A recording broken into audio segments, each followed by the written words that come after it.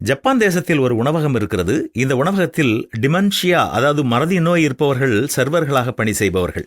இவர்கள்தான் அந்த உணவகத்திற்கு வரும் ஒவ்வொருவரிடமும் அவர்களுக்கு சாப்பிட என்ன வேண்டும் என்று கேட்டு தேவையானவைகளை கொண்டு வரும் பொறுப்பான பணி செய்பவர்கள். மற்ற உணவகங்களுக்கு செல்வது போலவே இங்கும் வழக்கமான சிலர் சாப்பிட வருவார்கள். தாங்கள் சொல்லும் உணவுகள் தங்களுக்கு வராது, வேறு உணவுகள் தான் பரிமாறப்படும் என்று இவர்களுக்கு தெரியும். ஆனால் அவர்கள் கொடுத்த ஆர்டர்களுக்கு பதிலாக தங்களுக்கு என்ன உணவுப் பொருட்களை கொண்டு வரப் போகிறார்களோ அதுதான் அவர்களுக்கு அங்கே சுவாரஸ்யமான ஒரு காரியம். இதுவே இந்த உணவகத்தினுடைய சிறப்பு என்றும் கூறலாம்.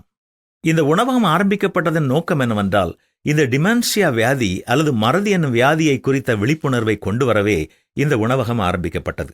அதாவது மறதி நோய் இருப்பவர்களிடத்தில் நாம் கொஞ்சம் பொறுமையுடனும் பெருந்தன்மையுடனும் நடந்து கொள்ள வேண்டும் என்பதற்காகவே இந்த உணவகம் ஆரம்பிக்கப்பட்டது.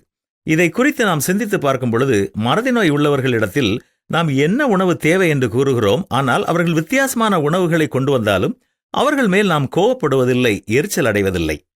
நம்முடைய வாழ்க்கையிலும் மற்றும் ஒருவர் வாழ்க்கையில் அவர்களுக்கு என்ன பிரச்சனை இருக்கிறதோ என்பதை சற்று நாம் யோசித்து பார்ப்போம் என்றால், அவர்களிடத்தில் கோபம் அடைவதையோ எரிச்சல் அடைவதையோ தவிர்த்து கொள்ள முடியும்.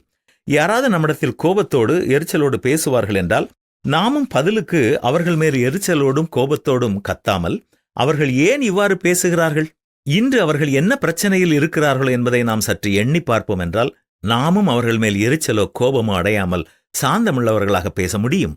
இதை எப்பொழுதுமே நாம் மனதில் வைத்துக் கொள்வோம் என்றால், நாம் வேலை செய்யும் இடத்தில் அல்லது வீட்டிலோ தெருவிலோ நமது உறவுகள் எல்லாமே சுமூகமான இனிமையான உறவுகளாக நாம் இருப்போம்.